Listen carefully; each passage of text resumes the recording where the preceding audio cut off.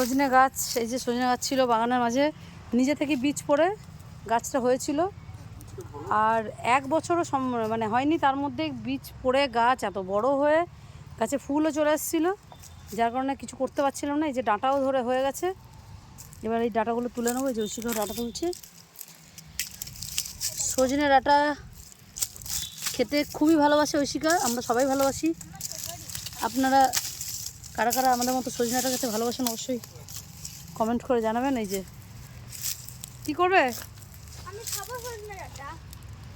এমনি সজনে গাছটা গাছের জন্য অনেক ছাওয়া হয়ে যাচ্ছিল, এই জন্য কেটে দেওয়া হয়েছে গাছটাকে। আর ডাঁটা হয়ে গেলে গাছটা কাটতে হয়, আবার হয়, কিন্তু এই বাগানের মাঝে সজনে গাছ রাখা যাবে না। আর এখন হচ্ছে প্রচুর ডাঁটা হয়ে গেছে, ডাঁটাগুলো আমরা পেরে নিচ্ছি। এই ডালটাকে নিয়ে গিয়ে অন্য জায়গায় বসিয়ে দেওয়া হবে, সেখানে আবার সামনের বছর গাছটা আবার ডাঁটা দেবে, ফল দেবে। আর এখন আপাতত এখান থেকে সজনে ডাঁটা তোলা হচ্ছে। এই যে এখানটাতে আরেকটা মাথা পড়েছে, প্রচুর ডাঁটা রয়েছে। আমরা অনেকটা তুলেছি।